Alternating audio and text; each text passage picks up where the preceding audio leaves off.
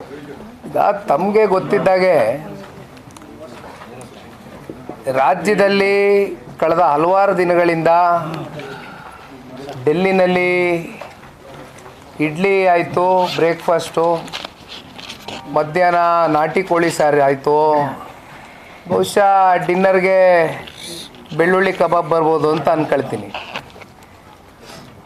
ಅಂತಿಮವಾಗಿ ಉಪಹಾರ ಇಲಾಖೆ ಮಾತ್ರ ರಾಜ್ಯದಲ್ಲಿ ಸಕ್ರಿಯವಾಗಿ ಕೆಲಸ ಮಾಡ್ತಾ ಇದೆ ಅಂತಕ್ಕಂಥದ್ದು ರಾಜ್ಯದ ಜನತೆಯ ಭಾವನೆ.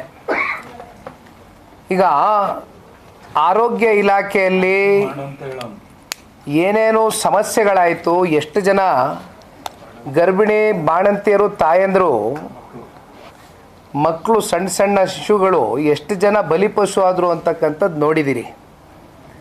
ಒಂದು ಕಡೆ ಹೆಲ್ತ್ ಡಿಪಾರ್ಟ್ಮೆಂಟು ಸಂಪೂರ್ಣವಾಗಿ ನೆಲ ಕೂಸ್ತಿದೆ, ಮತ್ತೊಂದು ಕಡೆ ಸರ್ಕಾರಿ ಶಾಲೆಗಳು 6,000 to 7,000 ಸರ್ಕಾರಿ ಶಾಲೆಗಳು ಮುಚ್ಚೋಗಿದೆ.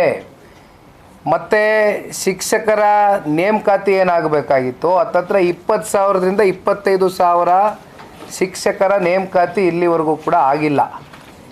ಇವತ್ತು ಒಂದು ರಾಜ್ಯದ ಅಭಿವೃದ್ಧಿಯ ದೃಷ್ಟಿಯಿಂದ ಪೂರಕವಾಗಿ ನಮಗೆ ಬೇಕಾಗಿರ್ತಕ್ಕಂಥದ್ದೇನು, ಈ ನಾಡಿನ ಜನತೆಗೆ ಒಂದು ಆರೋಗ್ಯ, ಇನ್ನೊಂದು ಶಿಕ್ಷಣ. ಇವು ಎರಡರಲ್ಲೇ ಇವತ್ತು ರಾಜ್ಯ ಸರ್ಕಾರ ಈ ಮಟ್ಟದ ವೈಫಲ್ಯತೆಗೆ ಕಾರಣ ಆಗಿದೆ ಅಂತಕ್ಕಂಥದ್ದಾದರೆ ಬಹುಶಃ ಇದು ನಾವು ನೀವೆಲ್ಲರೂ ಪ್ರಶ್ನೆ ಮಾಡಬೇಕಾಗಿರ್ತಕ್ಕಂಥ ವಿಚಾರವೇ. ಕಾರಣ 2.5 ವರ್ಷ ಆಗಿದೆ ಇವತ್ತು ಆಡಳಿತಕ್ಕೆ ಬಂದು ಕಾಂಗ್ರೆಸ್ನ ಪಕ್ಷ ಈ ರಾಜ್ಯದಲ್ಲಿ. ಅದು ಹೋಗಲಿ, ಏನು ಪಾಪ ಅವ್ರಿಗೆ ಮತ್ತೊಂದು ಪಕ್ಷದ ಜೊತೆ ಸೇರಿ ಅಲಯನ್ಸ್ ಪಾರ್ಟಿಯಾಗಿ ಕೆಲಸ ಮಾಡ್ತಾ ಇದ್ದಾರೆ? ಇಲ್ಲ. 136 ಜನ ಶಾಸಕರು ಅಂದರೆ ಸಿಂಗಲ್ ಲಾರ್ಜೆಸ್ಟ್ ಮ್ಯಾಂಡೇಟ್ ತಗೊಂಡಿರ್ತಕ್ಕಂಥದ್ದು ಕಾಂಗ್ರೆಸ್ ಇವತ್ತು ಈ ರಾಜ್ಯದಲ್ಲಿ. ಒಂದು ಕಡೆ ಮಾತೆತ್ತಿದ್ರೆ ಪ್ರಣಾಳಿಕೆಯಲ್ಲಿ ಅವರೇ ಹೇಳ್ಕೊಂಡಿರ್ತಕ್ಕಂಥದ್ದು ಗ್ಯಾರಂಟಿಗಳು ಕೊಡ್ತೇವೆ ಅಂದರು. ಆ ಗ್ಯಾರಂಟಿಗಳು ಪ್ರತಿ ತಿಂಗಳು ಸಮರ್ಪಕವಾಗಿ ಕೊಡ್ತೇವೆ ಅಂತಕ್ಕಂಥ ಮಾತನ್ನ ಕೊಟ್ಟಿದ್ದು ಇದೇ ಕಾಂಗ್ರೆಸ್ನ ಪಕ್ಷ. ರಾಜ್ಯದ ಜನತೆ ನೀವು ಗ್ಯಾರಂಟಿ ಕೊಡಿ ಅಂತ ಕೇಳಿರಲಿಲ್ಲ. ಆದರೆ ಅದು ನೀವೇನು ಮಾಡ್ತೀರಿ, ಹಲವಾರು ಸಂದರ್ಭದಲ್ಲಿ ನೋಡಿದ್ದೀವಿ, ಚರ್ಚೆ ಮಾಡಿದ್ದೀವಿ. ಯಾವುದಾದ್ರೂ ಚುನಾವಣೆಗಳು ಹತ್ರ ಬಂದಂಥ ಸಂದರ್ಭದಲ್ಲಿ 2,000 ರೂಪಾಯಿನ ಹಿಡಿದಿಡ್ತೀರಿ, 4 ತಿಂಗಳದ್ದು ಹಾಕ್ತೀರಿ. ನೀವು ಪಾಪ ನಿಮ್ಮ ಕ್ಯಾಂಡಿಡೇಟ್ಗೆ ಖರ್ಚು ವೆಚ್ಚ ಕಮ್ಮಿ ಮಾಡಬೇಕಲ್ಲ, ಸರ್ಕಾರದ ಖಜಾನೆಯ ದುಡ್ಡನ್ನು ಸ್ವೇಚ್ಛಾಚಾರವಾಗಿ ಕೃಷ್ಣಣ್ಣ ಅವರು ಹೇಳ್ದಂಗೆ ಟ್ಯಾಕ್ಸ್ ಪೇಯರ್ಸ್ ಮನಿ ಖರ್ಚು ಮಾಡ್ಕೊಂಡು ಹೊರಡ್ತೀರಿ. ಬಟ್ ಅಲ್ಟಿಮೇಟ್ಲಿ ಇವತ್ತು ಬೆಂಗಳೂರು ನಗರದ ಸಮಸ್ಯೆಗಳು ಎಷ್ಟು ದೊಡ್ಡ ಮಟ್ಟದಲ್ಲಿ ಕಾಣ್ತಾ ಇದೆ ಅಂತಕ್ಕಂಥದ್ದು ನೋಡಿದ್ದೇವೆ. ಸ್ವತಃ BBMP ಕಡೆಯಿಂದನೇ ಕನ್ಫರ್ಮೇಷನ್ಸ್ ಕೊಟ್ಟರು. 10,000 to 15,000 ಗುಂಡಿಗಳನ್ನ ಮುಚ್ಚಲಿಕ್ಕೆ ಈ ಸರ್ಕಾರಕ್ಕೆ ಯೋಗ್ಯತೆ ಇಲ್ಲ. ಅದಾದ್ರೆ ಇಲ್ಲಿವರೆಗೂ ಈ ಗುಂಡಿ ಅವಾಯ್ಡ್ ಮಾಡ್ತಕ್ಕಂಥದ್ದಕ್ಕೆ ಹೋಗಿ ಅದರಲ್ಲೂ ಪಾಪ 2 ವೀಲರ್ಸು ಎಷ್ಟು ಜನ ಪ್ರಾಣ ಕಳ್ಕೊಂಡಿದ್ದಾರೆ? 500-600 ಜನ ಪ್ರಾಣ ಕಳ್ಕೊಂಡಿದ್ದಾರೆ. ಇದಕ್ಕೆ ಹೊಣೆಗಾರಿಕೆ ತಗೊಳ್ಬೇಕಾಗಿರ್ತಕ್ಕಂಥವ್ರು ಯಾರು? ರಾಜ್ಯ ಸರ್ಕಾರ. ಇವತ್ತು ಬೆಂಗಳೂರು ನಗರದಿಂದ ನಿಮಗೆ ಇಷ್ಟು ದೊಡ್ಡ ಮಟ್ಟದಲ್ಲಿ ಹಣ ಉತ್ಪಾದನೆ ಆಗಬೇಕಾದ್ರೆ, ಇಷ್ಟು ಟ್ಯಾಕ್ಸೇಷನ್ನ ಕಲೆಕ್ಟ್ ಮಾಡಿ, ಇಷ್ಟು ರಿಸೋರ್ಸ್ಫುಲ್ ಇರ್ತಕ್ಕಂಥ ಈ ಒಂದು ಬೆಂಗಳೂರು ನಗರದಲ್ಲಿ, ಅದರಲ್ಲೂ ಔಟರ್ ರಿಂಗ್ ರೋಡಲ್ಲಿ ಅದತ್ರ ವರ್ಷಕ್ಕೆ 850 ಕೋಟಿ ರೂಪಾಯಿ ಆದಾಯ ಕಲೆಕ್ಟ್ ಮಾಡ್ತಾರೆ ಇವತ್ತು ಸರ್ಕಾರ. ನಿಮಗೆ ಗೊತ್ತಿದೆ, ನಾನೊಂದು ಪ್ರೆಸ್ ಮೀಟ್ ಮಾಡಿದೆ, ಬ್ಲ್ಯಾಕ್ ಬಕ್ ಕಂಪ್ನಿ CEO ಅವರ ಅಸಹಾಯಕತೆಯನ್ನು ಹೊರಗಡೆ ಹಾಕಿದ್ರು.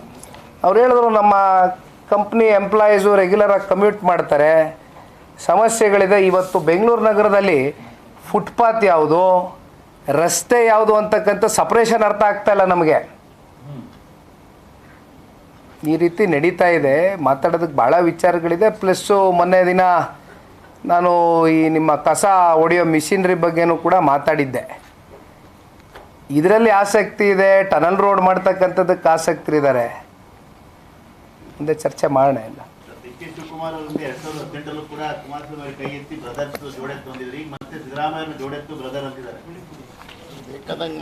ನೋಡಿ ಅಣ್ಣ, ಯಾರು ಯಾವಾಗ ಬ್ರದರ್ ಆಗ್ತಾರೋ, ಯಾರು ಯಾವಾಗ ಬ್ರದರಿಂದ ಕ್ಯಾನ್ಸಲೇಷನ್ ಆಗ್ತಾರೋ ನಮಗೆ ಗೊತ್ತಿಲ್ಲ. ಅವ್ರ ಪಕ್ಷದ ವಿಚಾರಕ್ಕೆ ಸಂಬಂಧಪಟ್ಟಂತೆ ನಾವು ಚರ್ಚೆ ಮಾಡ್ತಕ್ಕಂಥದ್ದು ಬಹುಶಃ ನೀವು ನಮಗೆ ಕೇಳಬಾರ್ದು. ಯಾಕೆಂದರೆ ಒಳಗಡೆ ಶಾಸಕರು ಯಾರಿಗೆ ಸಿಗ್ನೇಚರ್ ಹಾಕೊಂಡು ಕೂತಿದ್ದಾರೆ, ಯಾರನ್ನ ಮುಖ್ಯಮಂತ್ರಿ ಮಾಡೋದಕ್ಕೆ, ಯಾರಿಗೆ ಹಾಕಬೇಕು ಯಾರಿಗೆ ಹಾಕಬಾರ್ದು ಅಂತ ABC ಟೀಮ್ ಏನು ರಚನೆ ಆಗಿದೆ.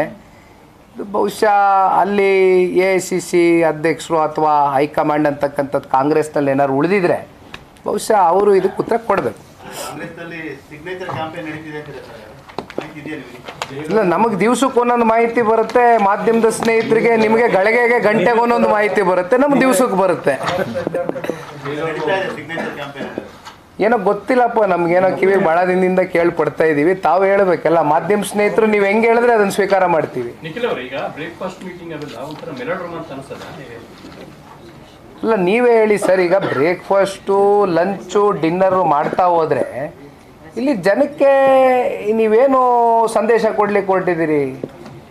ನೀವು ನಮ್ಮ ಮಧ್ಯೆ ಏನು ಸಮಸ್ಯೆ ಇಲ್ಲ, ನಾವೆಲ್ಲ ಚೆನ್ನಾಗಿದ್ದೀವಿ ಅಂತಕ್ಕಂಥದ್ದಾದರೆ ಅದು ಥ್ರೂ ಯುವರ್ ಅಡ್ಮಿನಿಸ್ಟ್ರೇಷನ್ನ ನೀವು ಪ್ರೂವ್ ಮಾಡ್ಕೊಳ್ಳಿ. ಅದನ್ನೇನು ನೀವು ಹೊರಗಡೆ ಬ್ರೇಕ್ಫಾಸ್ಟು, ಲಂಚು, ಡಿನ್ನರ್ ಕರೆದು ಅದನ್ನೇನು ನೀವು ಸಂಜಯಿಸಿ ಕೊಡ್ತಕ್ಕಂಥ ಅಗತ್ಯತೆಯೇ ಇಲ್ಲ.